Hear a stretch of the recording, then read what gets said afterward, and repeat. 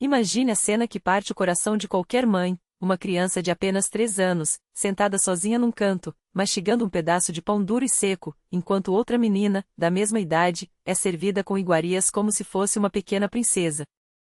Foi exatamente isso que Ania viu ao chegar na casa da sogra, e o que ela presenciou a seguir foi ainda mais chocante. Ania sempre foi uma mulher paciente, daquelas que engolem as lágrimas para não criar conflitos. Mesmo com o coração apertado, ela tentou manter a calma ao deixar a filha Maenka com a sogra por algumas horas. São só 3 horas, vovó.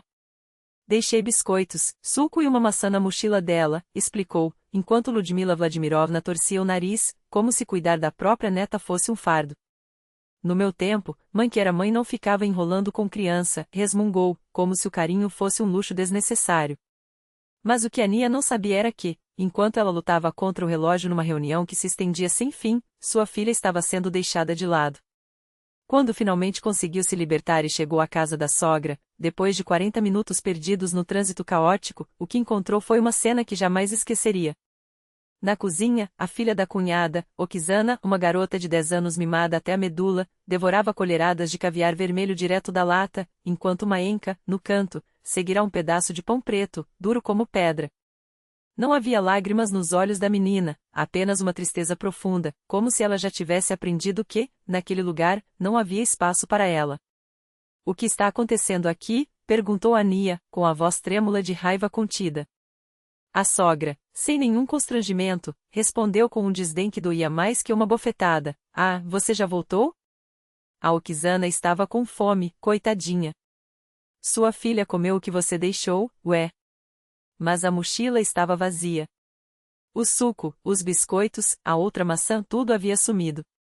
E o pior, a própria Oksana riu, sem nenhuma vergonha, enquanto lambia os dedos sujos de caviar. O biscoito era bom, e o suco também, disse, como se fosse a coisa mais natural do mundo. Foi então que Ludmila, com um sorriso de superioridade, estendeu um papel para Ania. Aqui. A conta. 567 rublos. Água, luz, o desgaste do sofá, o uso do banheiro. Contei tudo direitinho, até a água que sua filha bebeu. Como se uma criança fosse um hóspede indesejado, cobrado por cada respiro. Ania não discutiu. Não gritou. Não deu o prazer de ver sua fúria. Apenas pegou a filha no colo, olhou nos olhos da sogra e disse, com uma calma que gelava, nunca mais minha filha pisará aqui. E mande a conta para o Machim. Foi só ao sentar no carro, com Maenka ao seu lado, que ela permitiu que as lágrimas caíssem. Como pôde confiar naquele lugar? Como não enxergou antes o veneno que escorria por trás daqueles sorrisos falsos? Quando Machim chegou em casa e ouviu o relato, seu rosto endureceu. Vou conversar com ela, murmurou, como se uma conversa pudesse consertar anos de indiferença. Mas Ania não estava mais disposta a negociar. Não. Desta vez, não. Minha filha não volta lá nem por 5 minutos. E algo no seu olhar fez com que o marido entendesse, não havia volta. Uma semana depois, Ludmila ligou, reclamando do conta não paga. Machim, com a voz firme, cortou qualquer chance de discussão. Não vou pagar um centavo por esse absurdo. E Maia não põe mais os pés na sua casa. A sogra tentou se fazer de vítima, como sempre, depois de tudo que fiz por você. Mas a pergunta de Machim foi como uma faca, e o que você fez pela sua neta? Deixou ela no canto, comendo migalhas, enquanto outra criança banqueteava à vontade. 2 meses se passaram. Ludmila parou de ligar depois de algumas tentativas patéticas de justificativa. Até que, numa noite, o telefone tocou novamente. Desta vez, sua voz tremia. Machim, cortaram minha luz. Esqueci de pagar a conta. Ania, que ouvia tudo, trocou um olhar com o marido. Quanto você deve? Perguntou ele, já sabendo a resposta. Quase 5.000 rublos. Guardei o dinheiro, mas acabei comprando um tablet novo para Oksana no aniversário dela. Machim cobriu o telefone e olhou para Ania, que apenas balançou a cabeça. Vou transferir, mas é a última vez.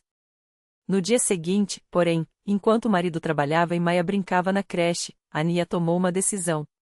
Foi até a companhia de energia, levou a conta da sogra e pediu um histórico de pagamentos dos últimos 12 meses.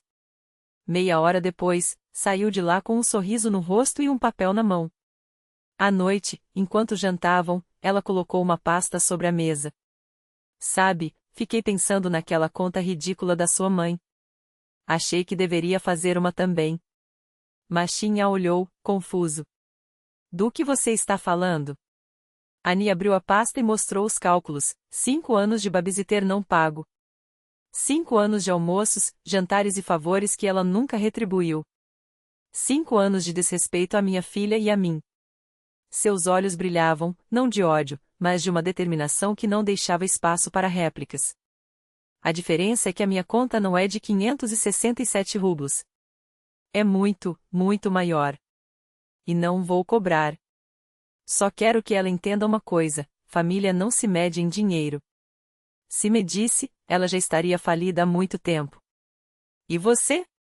Annie abriu a pasta com um gesto deliberado, revelando uma folha impressa com precisão cirúrgica.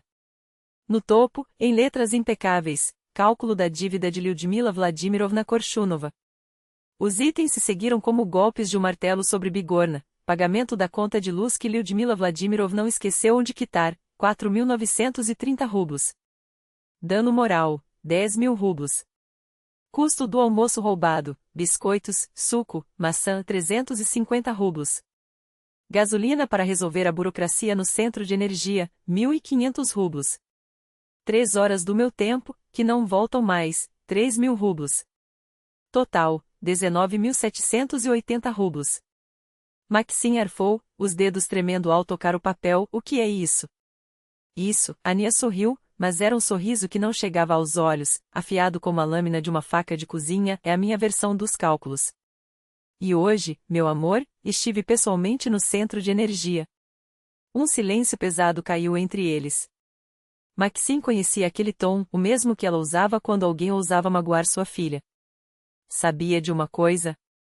Ania continuou, a voz baixa, mas cada sílaba um veredicto. Sua mãe não esqueceu de pagar a conta. Ela nunca pagou a luz nos últimos 7 meses.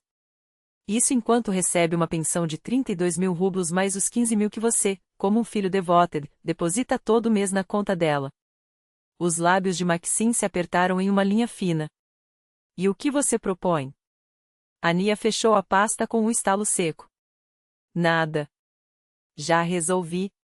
Paguei a dívida hoje. A luz dela volta amanhã. Por que não contar a ela? A pergunta de Maxim era mais um lamento do que uma dúvida. Para quê? Ania encolheu os ombros, mas seus olhos brilhavam com uma frialdade calculada. Que passe uma noite no escuro. Que sinta o peso do que não fez.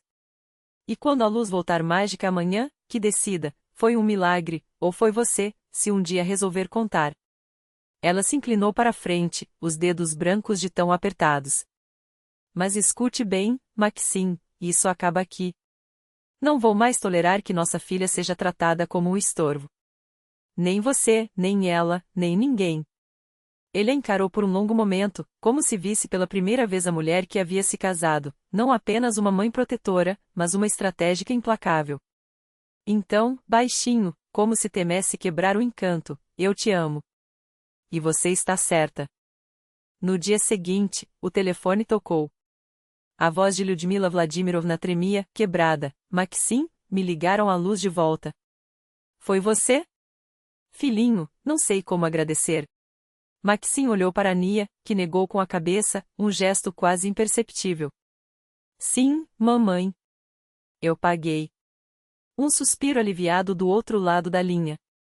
Meu anjo. Mas há uma condição. A voz de Maxim endureceu. O silêncio que se seguiu foi tão denso que dava para ouvir a respiração ofegante da mulher. Que condição?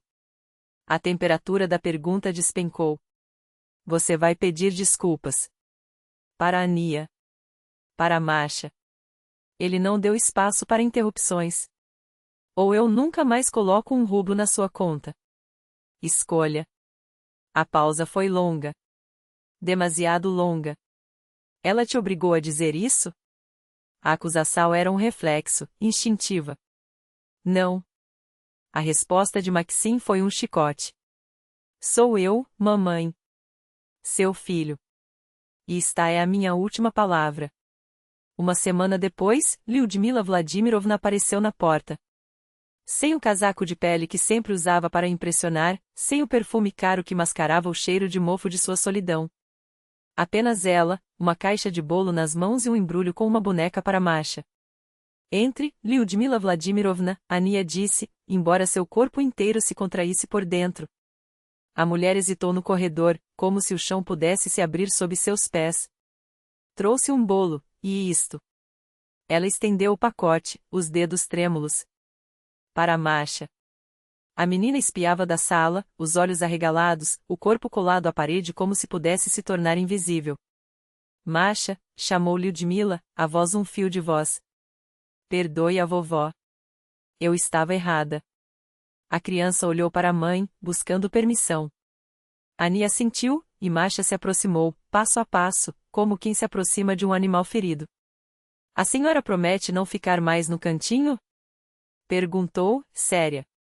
Lyudmila Vladimirovna engoliu em seco. Prometo. Porque a vovó era muito má. A franqueza da criança foi como uma facada. Os olhos da mulher se encheram de lágrimas. Eu sei, meu amor. E peço perdão. O jantar foi um campo minado de silêncios e olhares furtivos, mas quando Lyudmila se levantou para ir embora, ela fez algo inesperado. Virou-se para Ania e disse, baixinho, sabe, passei a vida toda contando moedas. Meus pais me ensinaram que cada copeque economizado era uma vitória. Quando seu pai morreu, ela engoliu o nó na garganta. Ficou mais difícil ainda. Achei que, se não economizasse em tudo, afundaria. Exceto com o Maxim, claro. Ele era minha desculpa para não enxergar o resto. Ania cruzou os braços, mas não interrompeu. Vi aquele seu cálculo, Lyudmila continuou, um sorriso amargo nos lábios. Maxim me mostrou. Você tinha razão. Ela sacudiu a cabeça, como se ainda não acreditasse no que ia dizer. Mas sabe. Eu já sabia que você havia pago a luz. Como? Ania não conseguiu esconder a surpresa. Porque o Maxim nunca soube mentir. Um encolher de ombros, quase terno. E por quê? Ela respirou fundo. Porque você poderia ter me fechado a porta para sempre. Mas não fez. 5 anos depois, a casa de Lyudmila Vladimirovna era o lugar onde Masha e seu irmãozinho Kirill passavam os fins de semana. Onde Oksana, sua sobrinha neta de 15 anos, antes uma criança mimada, agora uma adolescente com os pés no chão, aprendia a assar o famoso biscoito de canela da família. Mamãe? Masha correu para Ania assim que ela entrou na cozinha, os olhos brilhando. A vovó está nos ensinando a fazer o biscoito da família. Lyudmila, com um avental florido que Ania nunca a viu usar, sorriu envergonhada. É um que passa de geração em geração, disse, enfatizando a última palavra enquanto olhava para Ania. Para toda a família. Oksana deslizou no banco, fazendo espaço. Tia Ania, sente-se. A vovó diz que o segredo é sovar a massa com amor. Ania encontrou os olhos de Lyudmila. Não havia mais desafio ali, nem cálculo, nem a sombra da mulher que um dia tentará reduzir sua nora a números. Havia apenas gratidão. Uma gratidão tão profunda que dispensava palavras. Com prazer, Ania sentou-se, pegando um pedaço de massa. Sabe, Masha, um dia você vai ensinar este ria aos seus filhos. E vai ser o biscoito mais gostoso do mundo. Porque vai ter amor? Perguntou a menina, séria. Exatamente, Ania respondeu, trocando um olhar com Lyudmila. Porque tudo fica melhor quando feito com amor. Quando os biscoitos saíram do forno, sentaram-se todos na sala para tomar chá. Lyudmila abriu um álbum de fotos antigo, mostrando às crianças retratos amarelecidos, contando histórias que faziam Masha rir e Kirill bocejar. Em certo momento, ela se inclinou para Ania e murmurou, sabe, fiz as contas esses dias. Você me economizou uma fortuna ao longo dos anos. Do que está falando? Ania franziu a testa. Das contas que eu poderia ter apresentado a você, Lyudmila respondeu, com um sorrisinho malandro. Por cada favor, cada hora, cada rublo perdido. Mas em vez disso, ela fez um gesto circular, abarcando a sala, as crianças rindo, o cheiro de canela no ar, o calor de um lar que ela mesma quase destruíra. Aprendi que o verdadeiro valor não está nos números. Ania apenas assentiu. Mas dentro dela, algo se acomodou. Todas aquelas noites de insônia, todas as lágrimas engolidas, valeram a pena. Porque às vezes as pessoas precisam de tempo. Até as mais duras. E a caixa com aquele recibo de 567 rublos? Ainda estava guardada no armário. Não como uma cicatriz, mas como um mapa. O caminho de uma guerra silenciosa até a paz que, contra todas as probabilidades, eles haviam conquistado.